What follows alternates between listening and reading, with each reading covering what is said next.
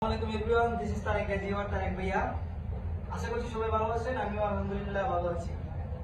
তো আজকে একটা জিনিস শেয়ার করতে যাচ্ছি, সেটা হচ্ছে অনেকে অনেকদিন ধরে আমাকে ইনবক্সে নক করছে, তারপর হচ্ছে আমাকে মেসেজ দিচ্ছেন, আমার ফ্রেন্ডেরও অনেকে আছে যে বলছে তুই মানে সবাই তো জানেনি যে আমি গ্রিনল্যান্ডের প্যাসেঞ্জার গাইড। তো এক্সামের জন্য এখন ছুটিতে আছি, তখন এখন আবার বেরোতে যাওয়া হয় না, পরীক্ষার চাপ, পড়ালেখার চাপ এখন হয় না।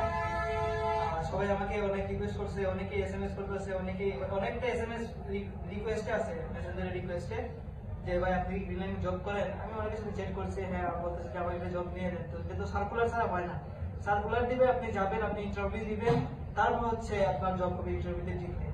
সো গ্রিনল্যান্ডের সার্কুলারটা দিয়ে দিছে, যারা যারা প্যাসেঞ্জার গাইডে যুক্ত হতে চান, আমাকে যারা ইনবক্সে নক দিয়েছিলেন তারা কমেন্ট বক্সে এটার পিকটা দিয়ে দিতেছি, তোমরা সবাই এখান থেকে দেখে নিবা। এইচএসসি পাস হলে হবে, আর ইন্টারভিউ দেওয়ার পর, ইন্টারভিউতে টিকার পরে তারপর হচ্ছে যাবতীয় কার্যক্রম এখানে গ্রিনল্যান্ডের সাদারা আছে, তারা বলে দিবে, তুমি বুঝে তোমার ইচ্ছা অনুযায়ী তুমি জব করবে আর কি।